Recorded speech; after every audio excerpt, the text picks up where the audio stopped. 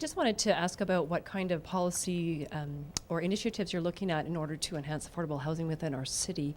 There's several other cities across Canada. For example, Toronto recently passed a policy that allows increased density for developers if their proposal includes affordable housing. Other cities, it's a requirement in order to get a development permit. Just wondered what your thoughts were and what you were considering for So we've future. got about an hour left, right? So we can talk just about that. This is incredibly important stuff. So you may be surprised to know, you probably wouldn't be surprised to know, but the viewers may be surprised to know that we have that same policy that allows for greater density if you include affordable housing. Want to know how many developers have taken us up on it this decade? None. Not one.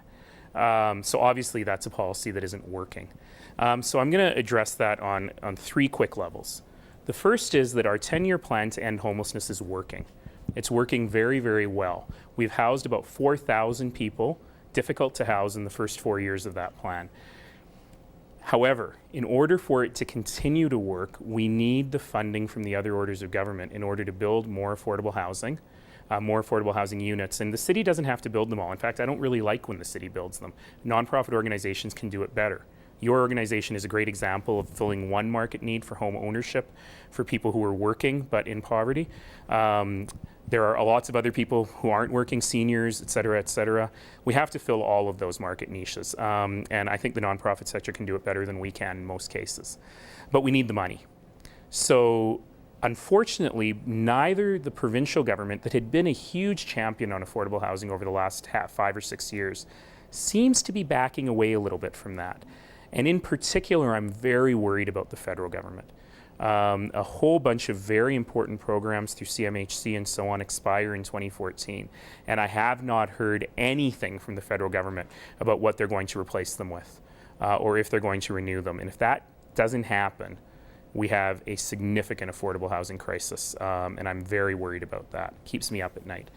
There's also a market-driven solution, and we have to do what every other city in Canada except one has already done, which is we have to legalize and regulate secondary suites. There's no question of that. It's a moral and legal imperative.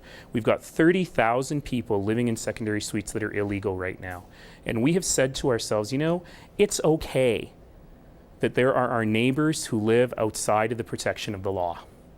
If their landlord is abusing them, if there's no heat, if there's mold, if there's mice, they have no one they can complain to.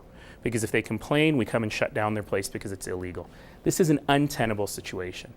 And we need to be able to move these people into the protection of the law. We need to legalize these suites. We need to regulate them with some common sense things around parking and so on, and make that a market-driven affordable housing solution.